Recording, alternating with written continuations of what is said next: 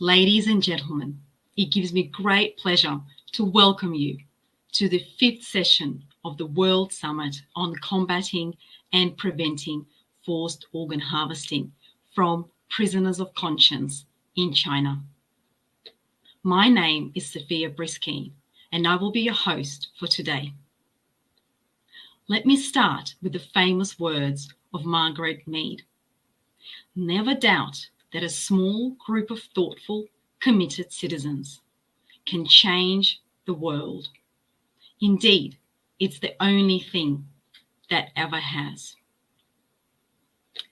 This truly captures the spirit of today's webinar, which will examine what impact forced organ harvesting has on our societies and what role each one of us plays. What are the consequences of living with these atrocities, and what are the steps forward for humanity on this issue? While forced organ harvesting is a difficult topic to fathom, the pressing need for a global solution has never been more urgent than now. The inspiration for this World Summit was simple. First, we believe it is vital to convey a clear message to the world that human beings cannot be treated as disposable commodities. And second, that a universal framework is required to combat these horrific crimes. Tomorrow, at the final session, the 5 co-sponsoring NGOs of this event will launch the Universal Declaration on Combating and Preventing Forced Organ Harvesting. Through this international document, we, the people of the 21st century, will be able to proclaim our determination to stop the most diabolical atrocity humankind has seen in this century. The crime of forced organ harvesting from living people carried out by the Chinese Communist government cannot continue. At this historic moment, tomorrow, we invite every person and organisation in the world to make a stance by co-signing this declaration. And now, we're absolutely honoured to welcome the speakers of today, who bring with them a wealth of knowledge, experience, and insight. Without further ado, let's welcome our first guest speaker for today. Please welcome Larissa Vilksker from Israel. A retired civil engineer, a grandmother, mother, and daughter, Larissa's family experienced the barbarism of Nazi Holocaust. Through her father, Larissa is a witness to history. And through her speech, we are reminded that crimes of a massive scale affect all of humanity and require universal action.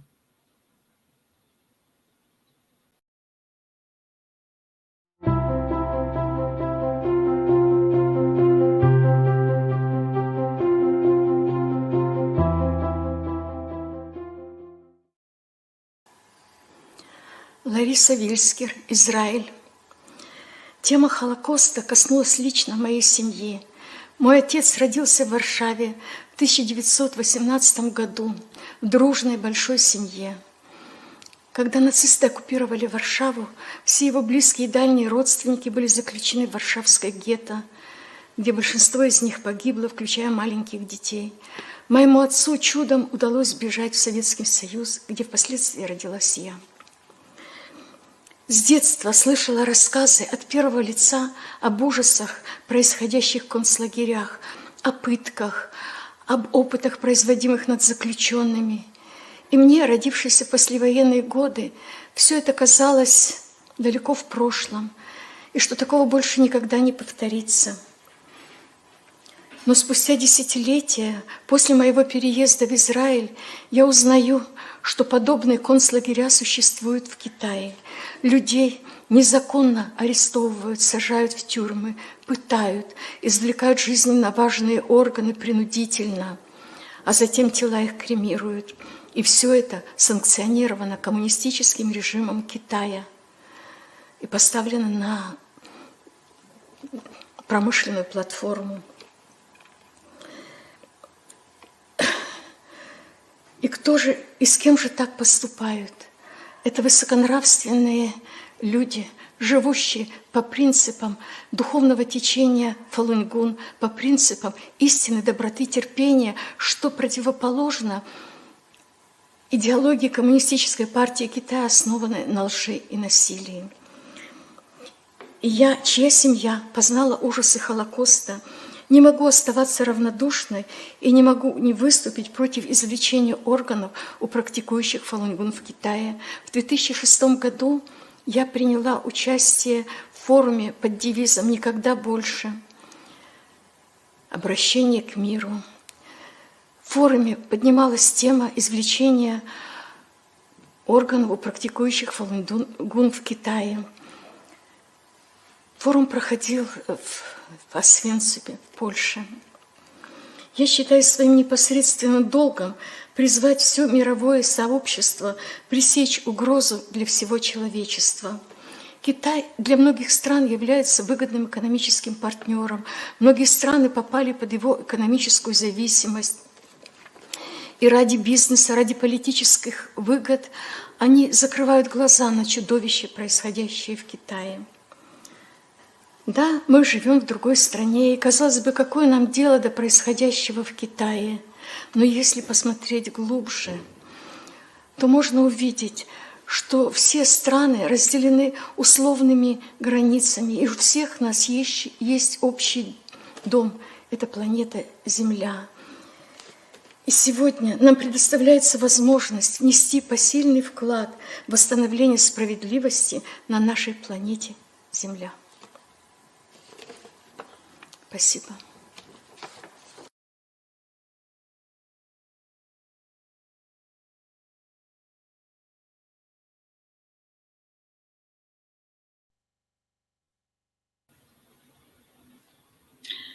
Thank you, Larissa Vilska from Israel, for such an inspiring opening to our session today. We are now delighted to welcome Mr. Thierry Val from France. He is the president of the UN-approved organization CAP, Freedom for Conscience, which is also one of the co-sponsors of this World Summit. He has been an active advocate for human rights for more than 2 decades, with extensive experience concerning freedom of religion and belief around the world. Mr. Val has enormous experience of working with the United Nations. He will elaborate in detail on the past and current actions of the UN in relation to forced organ harvesting.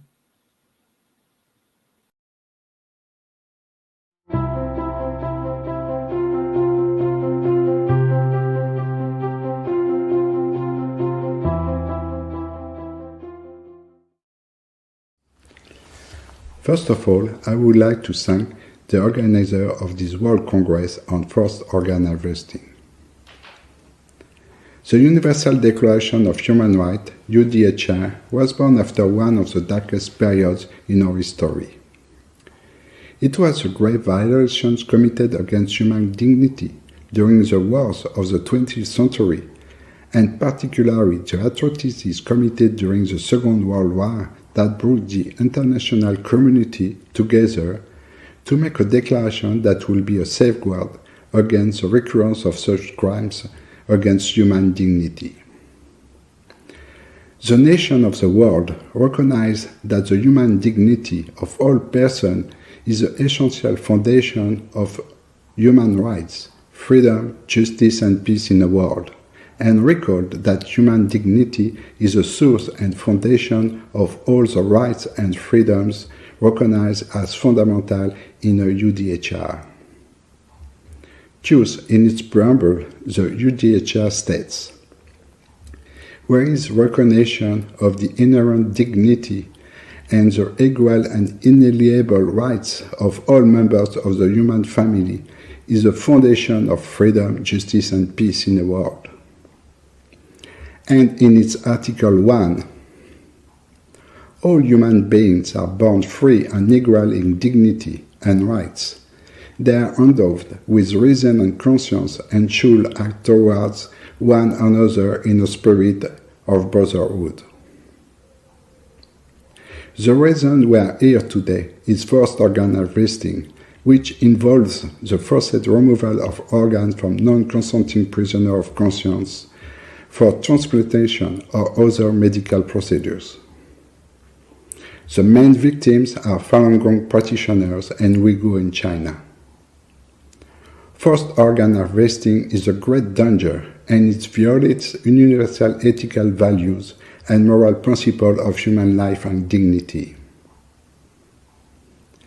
The People's Republic of China has a particular conception of human rights. China participates in the UN Human Rights Council, and our NGOs, CAP Freedom of Conscience, has been able to see for more than 4 years now how China responds to requests from NGOs and UN experts on human rights, and how China tries to influence the Human Rights Council. In 2017, during the third round of the Universal Periodic Review, UPR on China, 346 recommendations were submitted by 150 countries, and thousands of submissions were made by NGOs to denounce the treatment of Falun Gong's members and the Uyghur internment camps. When the UPR report was handed over, we make an oral statement denouncing a new law on religions that came into force in 2018 to make more tougher the crackdown on all groups outside government-controlled religious bodies, and that some groups, such as Falun Gong or the Church of Almighty God, are completely outlawed, meaning that their members are ruthlessly hunted down and tens of thousands arrested, convicted for no other reason than being active in a banned group, or even tortured and killed. China's Vice Foreign Minister, Mr. Li Chung, present at the UPR report session and engaged in further China propaganda, was claiming that the transformation through education camps are actually campuses, not camps, and that he recently visited some Uyghur centers in Xinjiang and played ping-pong and ate halal food. And Mr. Li said that the camp will close down in the future. Only he omitted to say when. We have attended more than 10 sessions of the Human Rights Council. Session after session, the number of countries and NGOs denouncing human rights violations in China have increased dramatically, but China's response of not interfering in its internal affairs has not changed. Another method used by China to undermine the credibility and effectiveness of NGOs is to have pro-China propaganda carried out by NGOs that they themselves have created. Members of these China-controlled NGOs are then sent to international meetings to issue false reports and raise irrelevant issues in order to distract the public from the sad human rights record of those in power. These groups, which are in fact government NGOs known as Congo, actually present China's state agenda while pretending to be non-partisan, and in so doing prevent the real voice of people from reaching the international community. The number of these Congos are in constant increase. China uses infiltration and propaganda in Western countries to justify their policy of repression. Few days ago, the French media Libération published an investigation on a phenomenon that affects all European universities. If China proclaims during the session of the Human Rights Council that China's government does to not tolerate any interference in its internal affairs, the investigation conducted by the newspaper Libération shows that Chinese government does not hesitate to impose its propaganda in French and European universities. According to information from Libération, attempts to undermine academic freedom are now closely monitored by the French government, as are the risk of espionage in research laboratories. China establishes Confucius Institutes in French universities, which, under the guise of academic exchange, take advantage of the opportunity to spread their propaganda and attack academics or students who question the official doctrine of Chinese government, such as, for example, the annexation of Taiwan to China. Belgium woke up in 2019 with the banning of the Chinese director of the Confucius Institute in a Vrije Universiteit Brussels, accused of recruiting agents of influence among students and teachers. The influence of Chinese government propaganda can also be seen in the French media. Last June, UN experts issued a statement saying that they have received credible information that prisoners from ethnic, linguistic, and religious minorities were being subject to forced organ harvesting in China. The French news agency, AFP, issued a statement repeating the information published by the UN expert and adding that China is regularly accused by members of the Falun Gong cult. I will follow with an overview of some reports to the UN and international bodies regarding human rights violation and persecution of Falun Gong members. If during all these years, civil society and UN member states have denounced human rights violation in China, the subject of forced organ harvesting have never been so clearly put forward as on June 14 by the UN expert group. Last year, during the 44th session of the Human Rights Council, UN experts called for decisive action to protect fundamental freedom in China. And during the same session, the European delegation reiterated its concern about human rights in China. The representative of the delegation said during the interactive dialogue, "We also reiterate our call on China to respect its international obligations and human rights." Germany too, which on behalf of 39 countries made a joint statement on human rights situation in Xinjiang and the recent development in Hong Kong. On 14 June, UN experts renewed their concern about forced organ harvesting in China. I quote, "Forced organ harvesting in China appears to target specific ethnic, linguistic, or religious minorities, Falun Gong practitioners, Uyghurs, Tibetan, Muslim, and Christian, detained often without explanation of the reason of their arrest, of the issuance of an arrest of warrant in different locations. We are deeply concerned about reports of discriminatory treatment of prisoners and detainees based on their ethnicity and religion of belief." Unquote. The UN experts had already launched an appeal in 2006 and 2007, and as they recall in the 14 June press release. Unfortunately, the government's responses lacked data such as waiting time for organ allocation or information on organ sources. In this context, the lack of available data and information sharing system is an obstacle to the identification and protection of trafficked persons and to effective investigation and prosecution of traffickers. Today, the expert again called on China to respond promptly to allegations of organ harvesting and to allow independent monitoring by international human rights mechanisms. What are the perspectives and action with national and international authorities? For years, civil society has been alerting national and international bodies to the catastrophic human rights situation in China.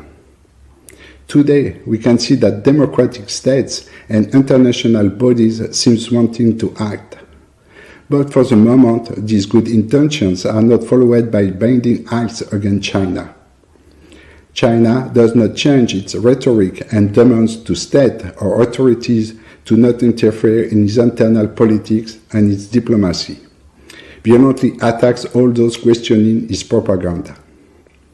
Over the years, we obtained declarations and recommendations from the UN that China should meet the standard of treaties that were signed or partially signed, such as the Convention Against Torture and Other Cruel, Inhuman, or Degrading Treatment or Punishment, which is signed in 1988. Although China signed the International Covenant on Civil and Political Rights, ICCPR, on 5 October 1998. It has not yet been ratified. As such, China is not yet bound by the specific provision of the ICCPR. However, as a signatory member, China has an obligation to act in a good faith and not to defeat the purpose of the ICCPR. The recommendation and result achieved by civil society with states and UN bodies on China are important and will also support the future actions. Is China technically obliged to implement this recommendation? No. Should this recommendation therefore be ignored or not be considered as a tool? No. Can this recommendation still be used to make China respect the Universal Declaration of Human Rights and the treaty that was signed? Absolutely. Thank you.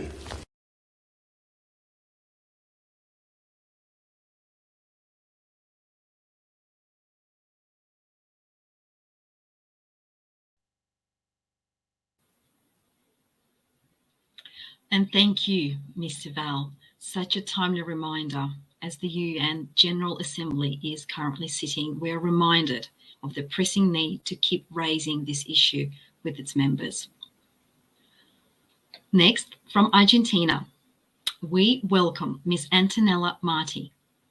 She is a distinguished academic, author, and former policy advisor at the Argentinian Parliament. Antonella is a powerful speaker who brings compassion through her passion. Let's have a listen.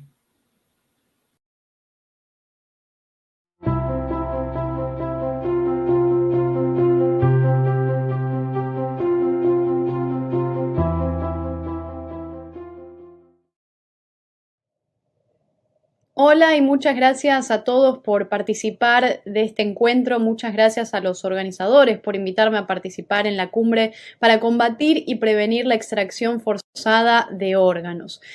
Hoy quiero que empecemos hablando un poco sobre los orígenes de todo este problema, cuáles son las grandes raíces que han llevado a esta situación a lo largo de China, que son las mismas raíces que también se han visto a lo largo del mundo en todos esos intentos, esas pruebas de marxismo, de comunismo, implementadas a través y a partir del pensamiento de estos dos intelectuales, de Marx y Engels, estas dos personas que en 1848 escriben el manifiesto comunista y a partir de ese momento plantan la semilla para los grandes problemas y los grandes genocidios sanguinarios y totalitarismos que iban a venir de ahí en adelante, ¿no?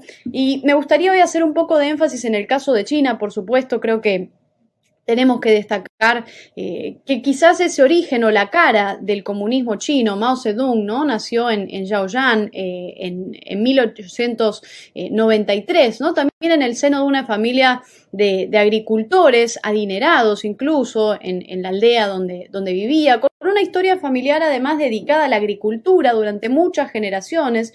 Y ya van a ver por qué, estamos mencionando precisamente este punto, ¿no? De su vida. Después de la Segunda Guerra Mundial, este personaje, como todos sabemos, toma el poder en China y es a partir de entonces el encargado de establecer en 1949 esa República Popular China. ¿Y qué pasa ahí? Bueno, el rumbo del país asiático empieza a ser orientado, ¿no? hacia el comunismo, hacia el marxismo, hacia todas estas ideas que han sido nefastas y que se han probado a lo largo de la historia, a lo largo del mundo y que nunca han dado un buen resultado porque atentan contra la naturaleza del ser humano, ¿no? Entonces, en el año 1953 se diseña lo que se conoce como el gran salto adelante, donde Mao colectiviza todas las propiedades que existían en China. Esta colectivización agrícola empieza y esas las granjas, ¿no? Que también eran se vuelven de alguna forma comunas, autogestionadas incluso, con la finalidad de hacer crecer la producción a partir de trabajo esclavo, ¿no? Nada más y nada menos, porque esto es algo que siempre ha hecho a lo largo de la historia el comunismo, donde se aplicó en la práctica. Y toda persona que se opusiera o que no produjera lo que tenía que producir según este manual, iba a ser enviado a prisión o fusilado por ser contrarrevolucionario, como bien pasó en Cuba, como todavía sigue pasando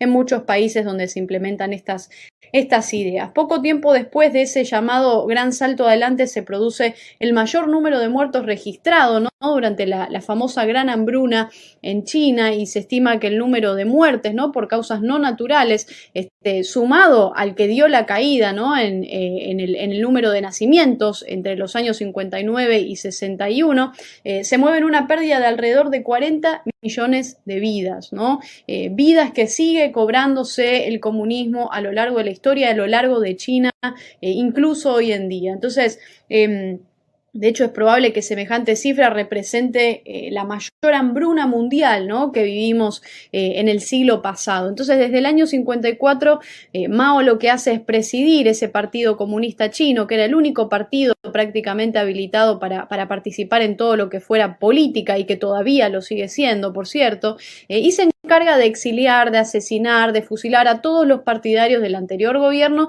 y a todo aquel que no pensara como él y que no adhiriera a esas ideas marxistas, ¿no? Esto es un poco para ponernos en contexto, para ver a dónde llegamos y qué es lo que está pasando hoy con esta compleja situación de derechos humanos a lo largo de China. Entonces, en el año 66, Mao da inicio a lo que se conoce mundialmente como la Revolución Cultural, donde extermina prácticamente a millones de inocentes, a millones de personas, siguiendo la tradición del estalinismo soviético, ¿no?, de la Unión Soviética. Y ahí se prohíbe la música occidental, la literatura tradicional china y todo rastro de cultura que según él no fuera, y que según el Partido Comunista no fuera de la mano del marxismo, ¿no? Entonces, la directiva promovida por el Partido Comunista Chino bajo las órdenes de Mao en ese momento era iniciar una purga de todas lo que llamaban las influencias capitalistas y de eso que llamaban el pensamiento burgués, ¿no? Y esto se hace en todas las áreas de la sociedad civil, el gobierno, el arte, los medios de comunicación, las escuelas, universidades, todo lo que conocemos, ¿no? Entonces,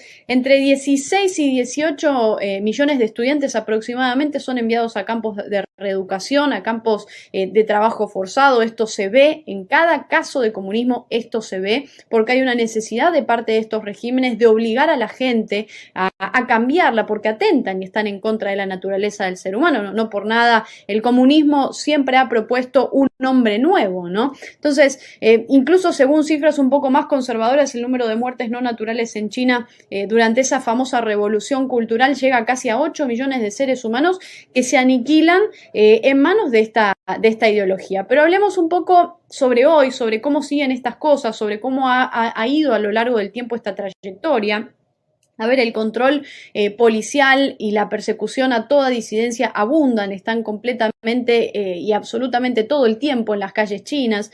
Los derechos humanos se violan a diario, hay censura en los medios de comunicación, la oposición política está terminantemente prohibida, hay presos políticos y, por supuesto, están ausentes prácticamente todas las libertades individuales, ¿no? Y se violan constantemente los derechos humanos y se hacen este tipo de prácticas como las que estamos poniendo hoy sobre la mesa, exponiendo y denunciando en esta cumbre. Lo cierto es que en la actualidad la libertad de prensa y la libertad de expresión, igual que otras tantas libertades, están seriamente limitadas en China. La represión tampoco se queda atrás y una de las tantas atrocidades que ha cometido el Partido Comunista Chino es la persecución a los practicantes de Falun Dafa, una práctica que, como bien saben y como bien sabemos todos los que estamos hoy en esta cumbre reunidos, y como bien también habrán explicado ya, es una práctica milenaria de la escuela Buda, ¿no?, que consiste en enseñanzas morales y ejercicios también de meditación pacíficos. Y Falun Dafa no es una doctrina política, ni una teoría económica, ni un movimiento militante de protesta,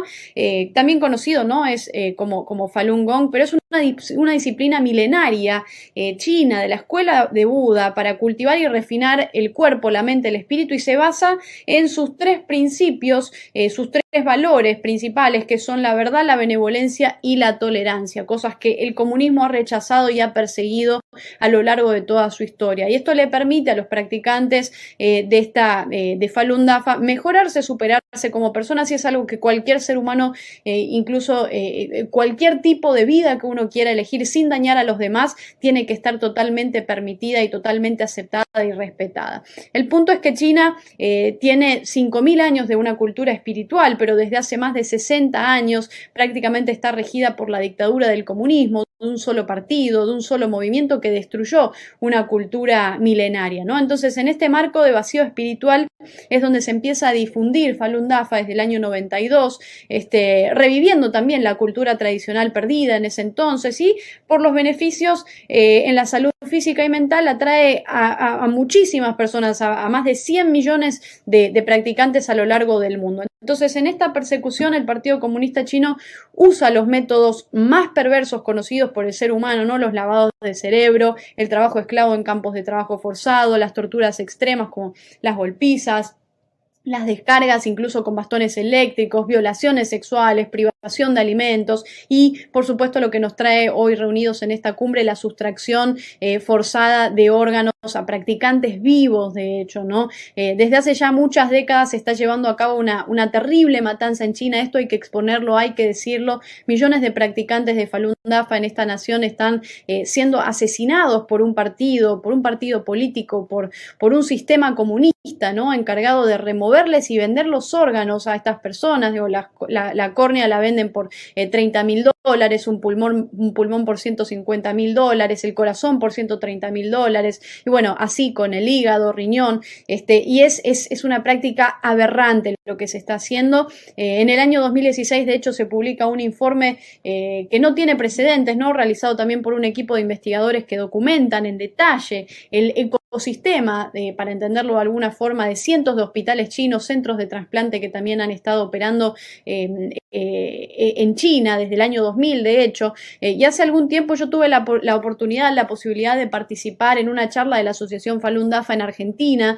titulada Una maldad nunca antes vista en este planeta, sobre lo poco comentada que es esta situación forzada de órganos a personas vivas en China, donde también estuvieron presentes 2 sobrevivientes de campos de trabajo forzado y de torturas, ¿no? en dicha nación. Una de ellas, Yu Zhenjie, fue torturada de diversas maneras, de diversas formas, por ejemplo con bastones eléctricos en la cara, fue sometida a todo tipo de torturas para forzarla a renunciar a su creencia, a su práctica, y además la obligaron a permanecer atada, ¿no? bajo un frío extremo, en una situación inhumana, la torturaron, ¿no? con prácticas totalmente crueles, la alimentaron de manera forzada a punto que le arrancaron los dientes delanteros, después la llevan a una sala, la cuelgan de las manos. Bueno, es toda una experiencia muy dura, muy cruda, que a mí escucharla, ¿no? de cerca también me movilizó mucho, me movió muchas cosas, y creo que estos temas hay que ponerlos sobre la mesa. El Partido Comunista Chino se inició como un desprendimiento, ¿no? de lo que conocemos como la Tercera Internacional Comunista, controlada por el Partido Comunista Soviético en su momento, y por lo tanto, como bien sabemos, heredó la forma natural de esa tradición de violencia, ¿no? Y de acoso y de violación a las libertades y a los derechos humanos. Ahora, ya para ir cerrando, creo que hoy más que nunca el papel de la sociedad civil es fundamental en toda esta trama, en lo que vaya a ser el desenvolvimiento de esta situación. Digo, el papel que cada uno de ustedes pueda tener desde sus lugares, el rol de la sociedad civil a la hora de defender la libertad de un país que está atormentado, ¿no? por un régimen sanguinario que le miente al mundo entero, y creo que desde nuestros espacios, desde nuestras organizaciones, tenemos que seguir defendiendo, ¿no? una defensa completa de los derechos humanos, de la libertad, y denunciar lo que está sucediendo en China, denunciar lo que sucede en cada rincón de este país, ¿no? Nosotros tenemos en nuestras manos una herramienta única para poder llevar este mensaje y hacer frente a un sistema, a un país que incluso es de alguna forma hermético, ¿no? que oculta, que miente, que asesina, que tortura. Digo, desde las organizaciones de la sociedad civil, los tanques de pensamiento, las fundaciones, los medios de comunicación, los clubes de encuentro, incluso en reuniones familiares, con amigos, en cada espacio en el que podamos hay que llevar el mensaje y contar lo que está padeciendo y lo que está sufriendo el mundo y lo que está padeciendo hoy China, ¿no? Y precisamente los practicantes también de Falun Dafa y las personas a las que les hacen todo este tipo de torturas y las llevan a esta extracción forzada de órganos, ¿no? Gracias a estas garras tan crueles y sanguinarias del comunismo a lo largo del país. Entonces está en nuestras manos llevar este mensaje, está en nuestras manos seguir con la defensa de la libertad y apostar por la importancia de la sociedad civil a la hora de buscar resultados, a la hora de buscar un cambio en este tipo de acontecimientos. Así que muchas gracias a los organizadores de esta cumbre, de este encuentro, muchas gracias, y creo que esto va a servir para marcar un antes y un después también en esta historia, así que les agradezco enormemente por la invitación para participar en este encuentro.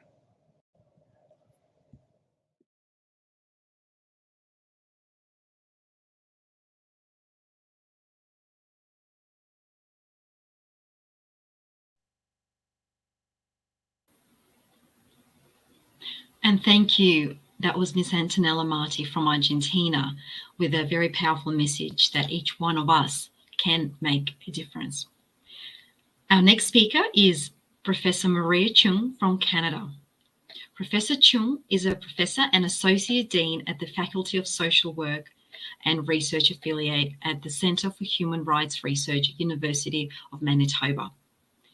She has numerous peer-reviewed journal articles on the human rights of Falun Gong. Her work on cold genocide of the Falun Gong is on the top list of most popular articles in the International Journal of Genocide Studies and Prevention. In considering forced organ harvesting in China, we must draw a distinction between black market organ trafficking and large-scale systematic state-sanctioned organ harvesting. This can be used as a tool for eradication of an undesired group of people, fueling a society of indifference. Professor Chung will analyze the complexity of forced organ harvesting through the lens of genocidal traits.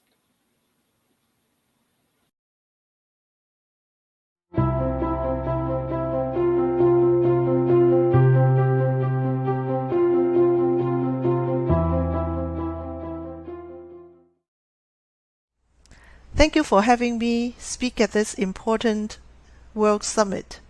In this session, I'll speak from the angle of the largest victim group of forced organ harvesting, the Falun Gong. Over the last 15 years, convincing evidence has led to the conclusion that the peaceful meditation group Falun Gong is the primary target group of the Chinese Communist regime in a non-consensual organ transplant industry in mainland China. This conclusion is also affirmed by an independent tribunal into forced organ harvesting from prisoners of conscience in China in 2020. It has been widely accepted that this atrocity is a crime against humanity. But I argue it is a genocide, which involves both physical and non-physical destruction of the Falun Gong group. I and my co-authors called it a cold genocide, which is hidden and lingers for over 2 decades without much notice. It is a genocide by attrition, which is a slow process of annihilation that reflects the unfolding phenomenon of mass killing of a protected group under disguise. The public don't see an immediate unleashing of violent death. The word genocide was coined by Raphael Lemkin in 1944, who defined genocide as a coordinated plan of different actions aiming at the destruction of the essential foundations of the life of national groups, with the aim of annihilating the groups themselves. His definition actually went beyond bodily destruction, which the recent scholarship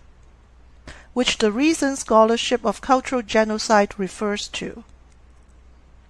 Lemkin's inclusion of membership in a social or religious collectivity indicates the existence of a common conscience, signified by a shared way of thinking.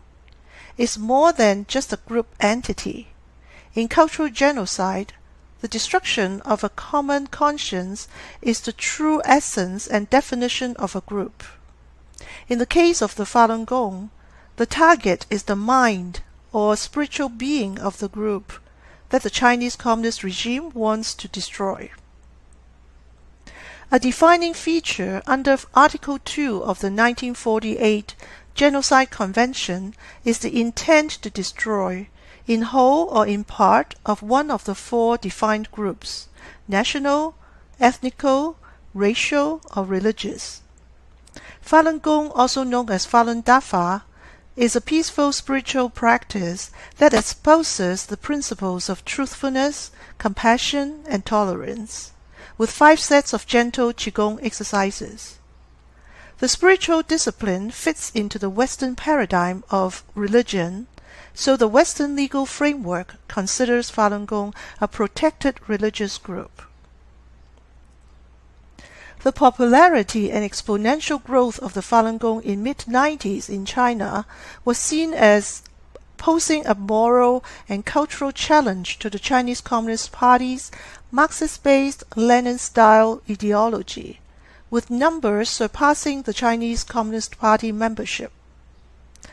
When former CCP leader Jiang Zemin officially launched the eradication campaign against the Falun Gong in July 1999, many orders were given verbally through large-scale party meetings or through directives to different levels of government ordering a comprehensive cleanup of the Falun Gong. For example, from Falun Gong needs to be disappeared in 3 months, defame their reputations, bankrupt them financially, and destroy them physically, to the present-day zero-out campaigns in China are all directed at the annihilation of the group. According to the jurisprudence of the International Criminal Tribunals, intent to destroy a group in whole or in part could also be inferred from factors such as the scale and nature of the atrocities committed, the number of group members affected, the use of derogatory language towards members of the targeted group, or the systematic targeting of victims, all apply to the eradication campaign against the Falun Gong in China. Begun with ferocity not seen since the Cultural Revolution, the intense initial CCP campaign against the Falun Gong did not fully succeed in neutralizing the group due to the resilience and resistance of the group. The CCP then gave way to an extended phase through coerced recantation and physical destruction.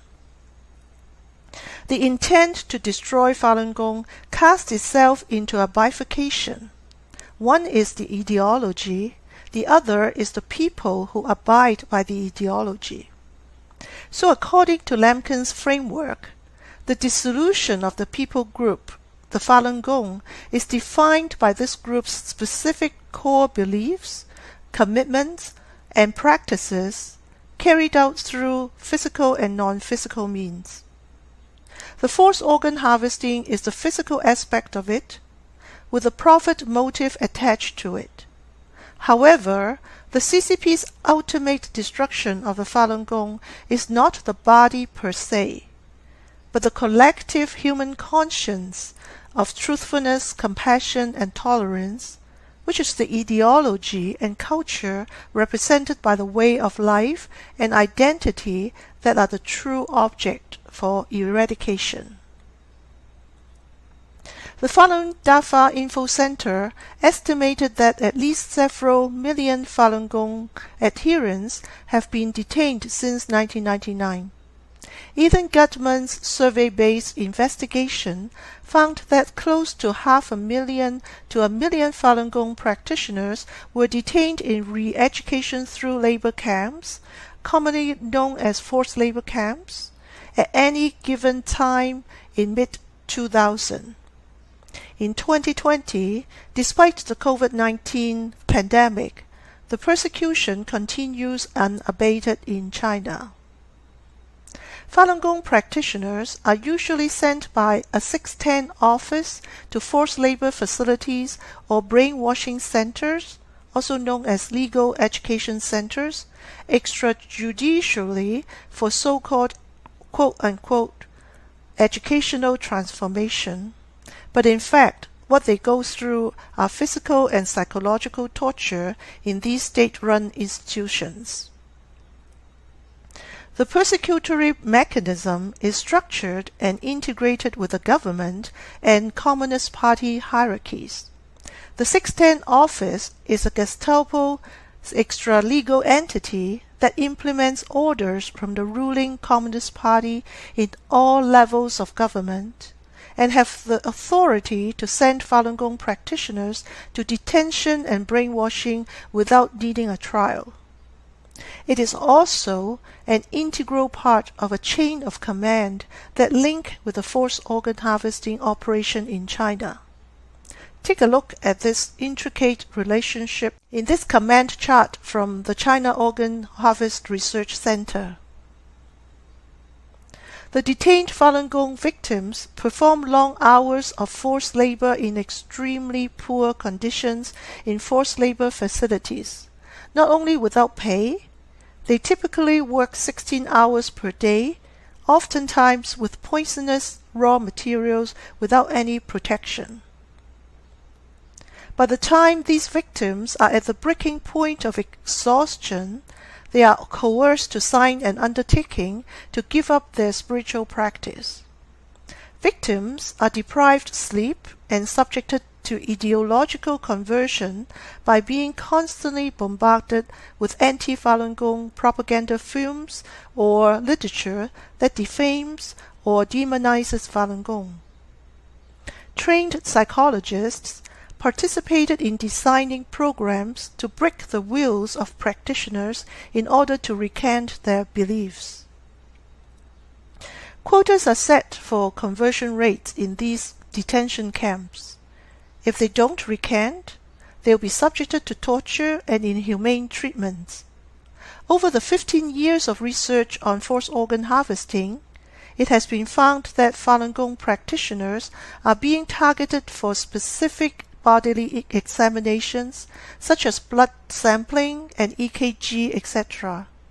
Medical professionals confirm that these procedures are to screen candidates for forced organ harvesting to feed the lucrative transplant industry in China.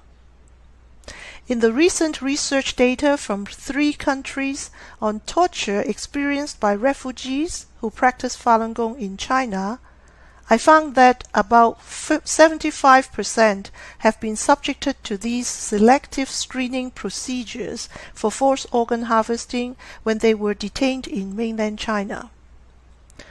For those subjected to forced organ harvesting or being tortured to death, is a bodily destruction, period.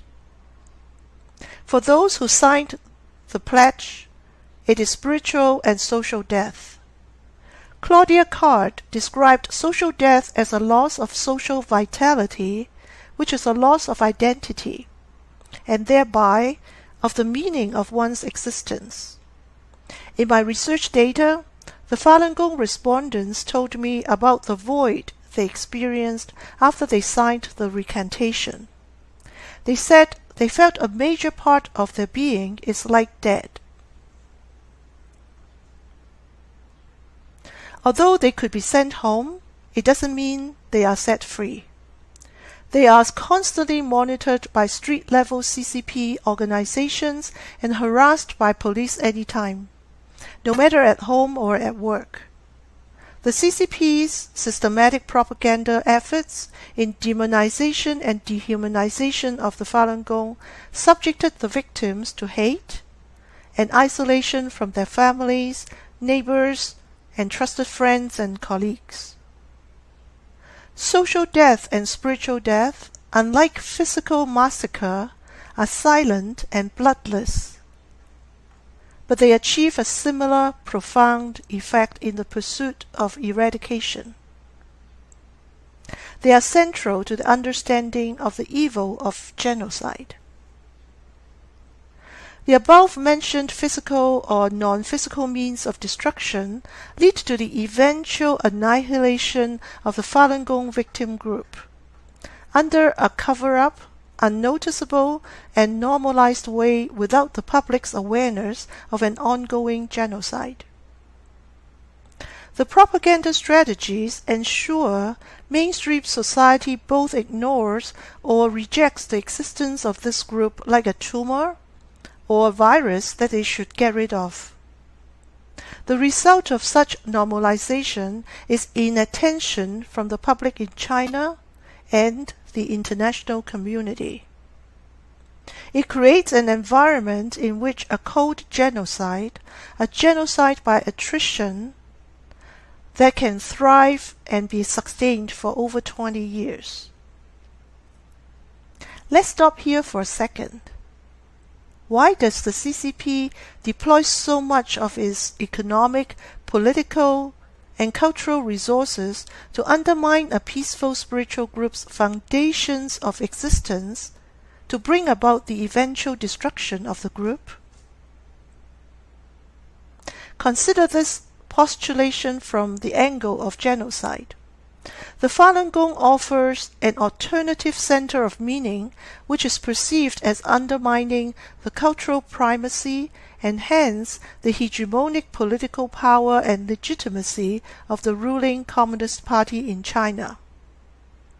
I quote Danielle Feinstein, who said, "Genocidal destruction is the transformation of the victims into nothing and the survivors into nobodies.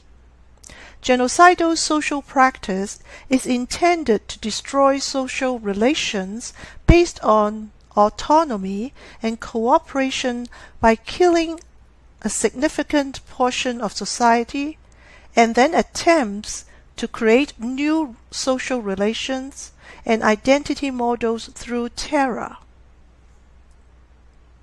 From the trajectory of what the CCP has done to its citizens since its rule in China in 1949, it's not difficult to discern that the CCP has been engaging in a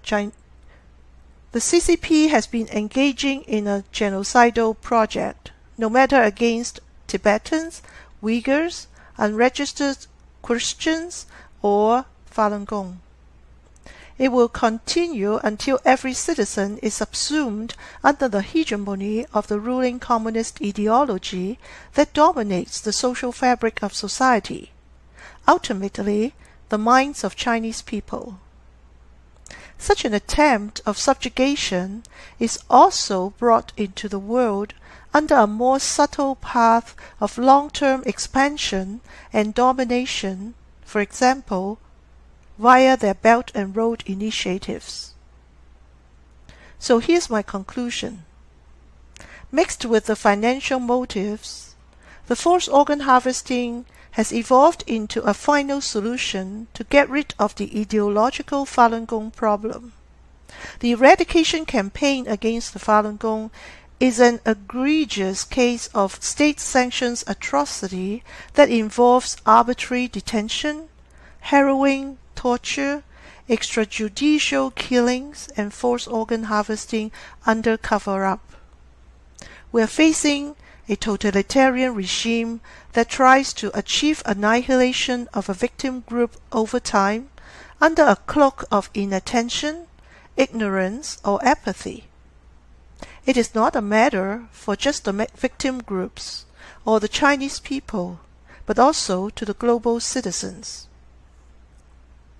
A crime of this extent, in the scope of a genocide, puts humankind at a critical position.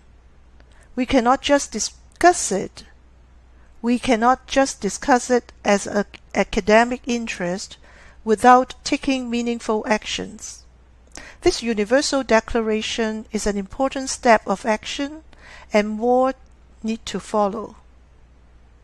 Thank you for having me, and thank you for your attention. I refer you to the Cold Genocide article I and my group published in the International Journal of Genocide Studies and Prevention for more details of this issue.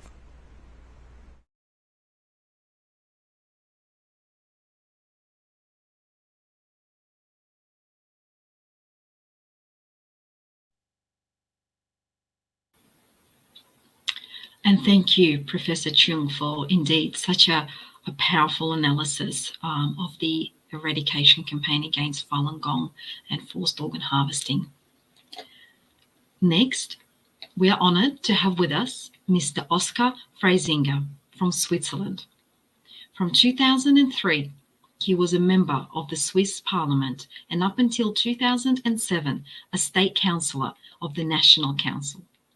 He is an established independent author, a philosopher with over 20 books and several prizes to his name, as well as an accomplished sportsman. Today, Mr. Frazinger will be discussing philosophical and even spiritual questions of the roles an individual plays amidst a crisis, in this case, transplant crisis in China. The moral choices one makes and how this reflects on humanity. Let's listen to his thought-provoking presentation.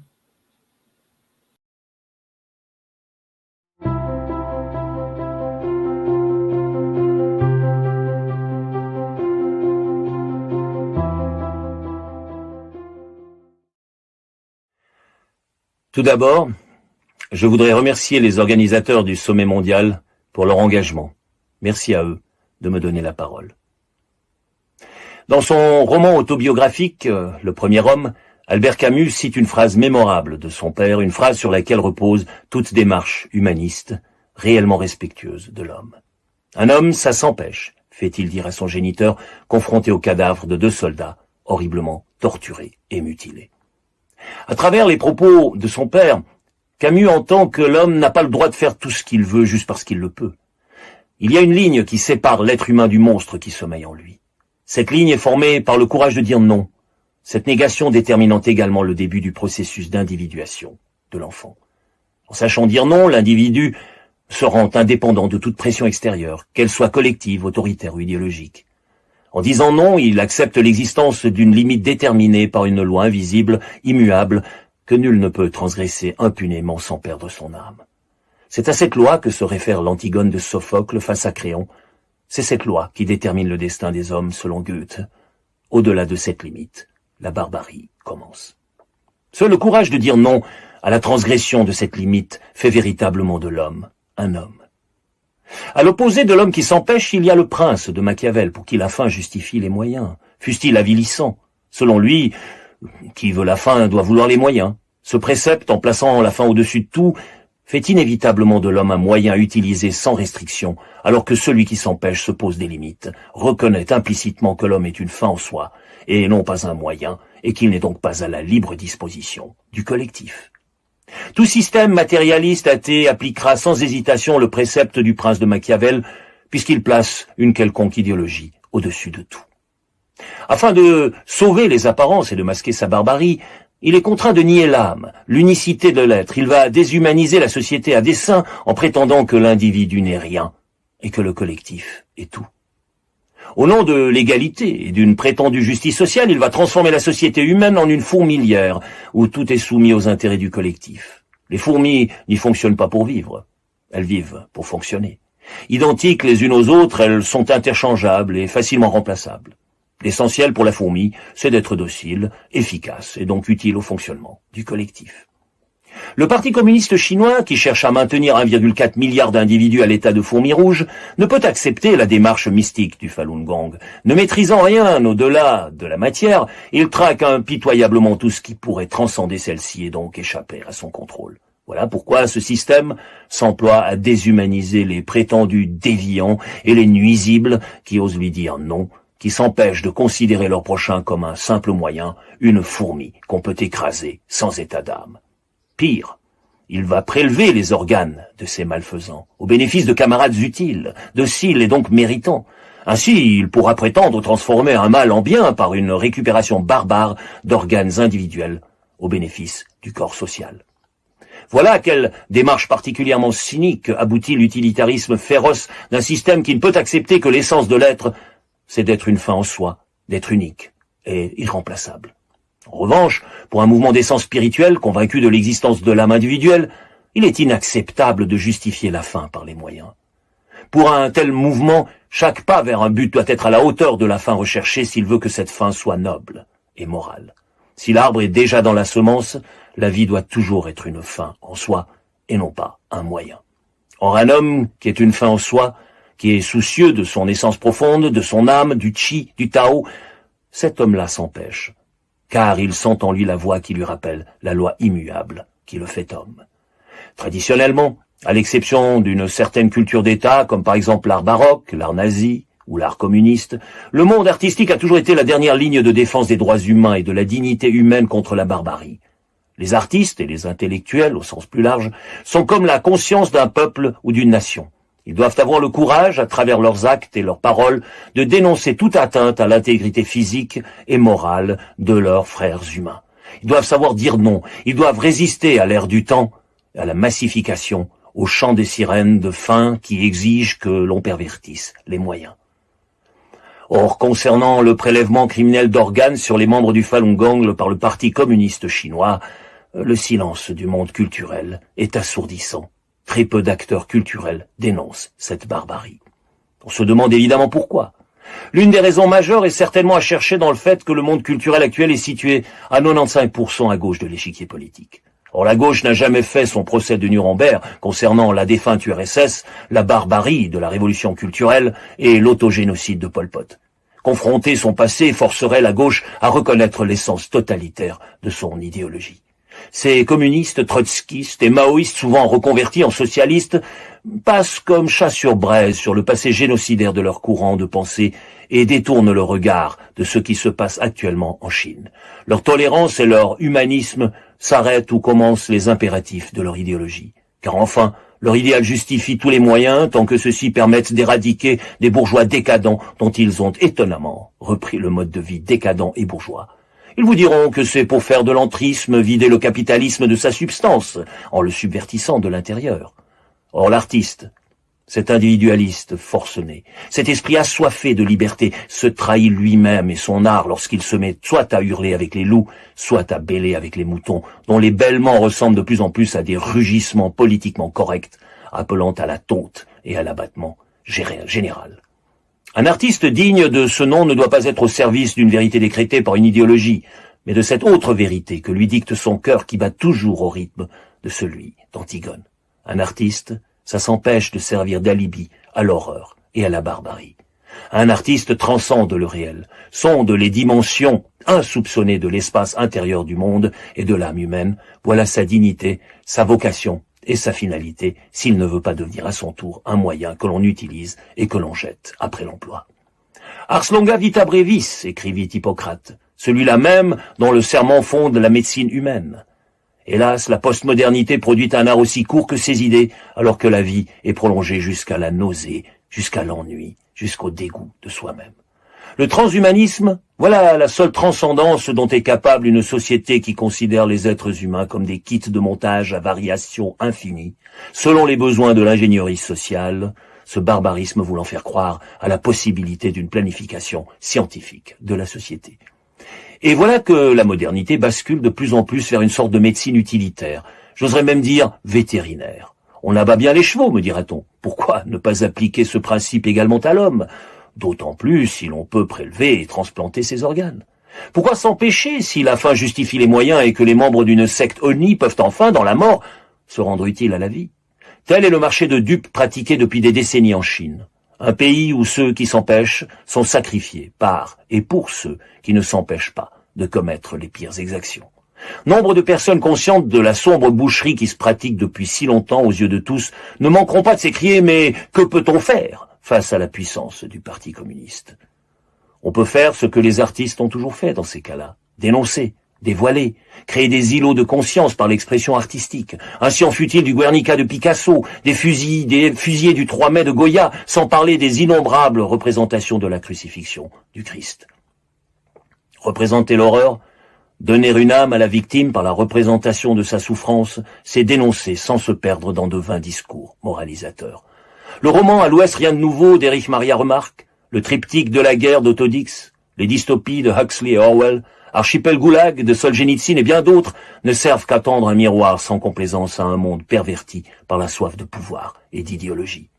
À quand le triptyque du prélèvement ou le calvaire du Falun Gong exprimé par le verbe, la peinture ou le cinéma? Est-il possible que certaines morts pèsent moins que d'autres? Que certains crimes soient moins horribles parce que commis au nom d'une prétendue noble cause dont la dignité se noie dans le sang des victimes qui tapissent le chemin menant à elle? À quand le cri de révolte des derniers humains qui savent encore qu'un homme, ça s'empêche? Mais il suffit peut-être, afin de ne pas verser sans cesse du sang frais sur les flaques de sang de l'histoire, à peine coagulées par le temps, de prêcher par l'exemple, en balayant tout simplement devant sa propre porte. Il suffit peut-être de s'empêcher au quotidien de commettre les micro-crimes qui finissent par nourrir les grands génocides. La réponse individuelle n'est-elle pas la seule possible face au crime collectif? Le premier pas réside dans le refus de se mentir à soi-même et de se taire par lâcheté ou intérêt. Cela exige une introspection, une remise en question honnête qui finira par se reconnaître dans les actes. Et tous ces actes positifs additionnés finiront par venir à bout de la déresponsabilisation des masses qui jamais dans l'histoire ne sont parvenus à s'empêcher de commettre ce que leur puissance de troupeau le permettait de perpétrer en toute impunité, bien caché dans la foule déchaînée. Ni en 1789, ni en 1917, la plèbe n'a pu ou n'a su s'empêcher. À chaque fois, le remède était aussi sanglant que le mal, sinon pire. À quoi bon vouloir stopper une hémorragie en pratiquant une saignée? Un homme, ça s'empêche, fait dire Camus à son père. Or, lorsque tous les habitants de la terre sauront s'empêcher eux-mêmes, il n'y aura plus besoin de les empêcher de commettre ce qu'ils ne feraient pas même subir à leurs chiens. Les premiers qui devraient montrer l'exemple en disant non sont les artistes, car ils disposent de moyens d'expression puissants pour faire comprendre aux tortionnaires qu'ils sont eux-mêmes des victimes. Dire que 2000 ans après le martyre des premiers chrétiens, c'est au tour des derniers hommes de l'Empire du Milieu d'être sacrifiés par des frères humains qui se contentent d'être des fourmis. Or, une fourmi, ça se définit par le nombre. Une fourmi, ça ne s'empêche pas.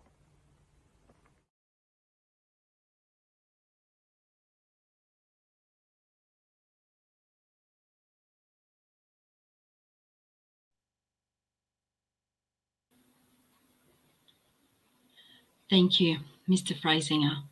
And that, ladies and gentlemen, brings us to the end of the formal presentations for today's session. What an absolutely incredible wealth of knowledge and a range of perspectives that we heard today from the family of a individual whose family survived the Holocaust, then listening to our final speaker today sum up so eloquently and deeply what it means to be human.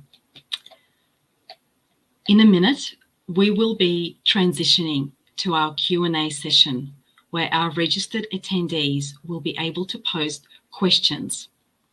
I would like to take this moment to acknowledge the 5 NGOs who created this World Summit: CAP, Freedom of Conscience; Doctors Against Forced Organ Harvesting; Korea Association for Ethical Organ Transplants; Taiwan Association for International Care of Organ Transplants; and the Transplant Tourism Research Association.